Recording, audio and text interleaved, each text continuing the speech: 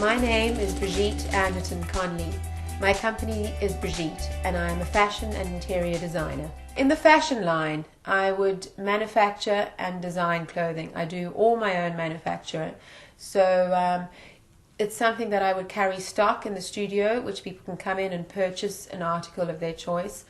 And then I would do made-to-order clothing where somebody would come in, we would sit down with fabrics, we would design the outfit, and I will then make it up, fit her to her size.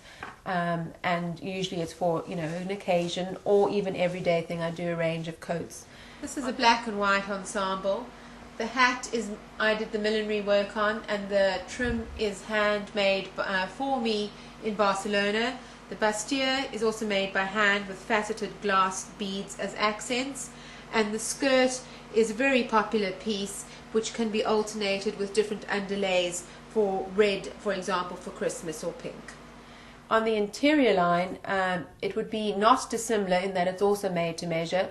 There are, again, stock articles, but more and more I find that I go into people's homes, they tell me what they want. It might be a case of somebody wants to give a couple a wedding marriage bed set as a gift or something like that. So I'd speak to the couple, I'd see what colors they would like, I would put the ensemble together, or it could be just something as simple as a very alternative lampshade. My company got started really out of being born out of need originally. Since I was tiny, I've always wanted to have my own business and be my own boss. I just didn't think I would end up in what I ended up being, fashion. It really kind of originated from the fact that I was in advertising. I moved to Ireland, I was very cold, I needed to, be warm with panache. So I started a range of scarves. I started selling those to within the business environment that I was in, within advertising. I quickly realized that there was an opportunity to grow a business from it, and started planning from very early stages as to how I could grow the business, and took very small steps.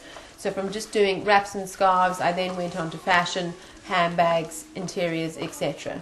In the beginning, the hardest challenges of starting the company was doing a very difficult, demanding job in advertising as an art director, and then coming home sometimes at 8 o'clock, then needing to sit down at the sewing machine and produce a range of scarves or handbags, which often kept me up till 4 o'clock in the morning. Going in then to work and running out at lunchtime to try and sell what you had sewn the night before. And how I overcame it was just really sheer passion about what I did, and very little sleep and an addiction to coffee. I knew the time was right to give up my full-time job after I had been running the company on a part-time basis for about 2 years and simultaneously holding down a full-time job. During that 2 years, I had built the company from being a supplier to one boutique to probably having a network of about 10. And really it was very obvious that I could grow the company and that I could go into different merchandise, and certainly I just didn't have the time to market it to the people that I knew I could sell it to. So I felt at that stage that leaving my job, which obviously had a very good salary, was far more important, because this was something where I could actually be my own boss, and it was something that I was very passionate about. The Wicklow Enterprise Board has helped me in numerous ways. In the initial stages, they gave me grant funding to establish the business.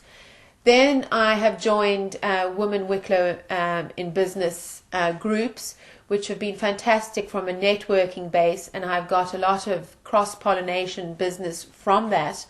And then very recently they've also given me a grant to develop my website, which was needed, as it was quite a substantial development which I possibly wouldn't have probably been able to incur by myself.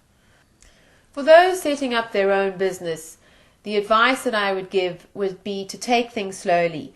Don't leave your main source of income prematurely. Make sure that you have things in place, that you have your target market, that you have a credible source of income, and then progress the brand very slowly. Don't try and do everything at once, but most importantly of all, believe in yourself, stick with it, stay at the grindstone, and just hang in there. It will eventually come to fruition.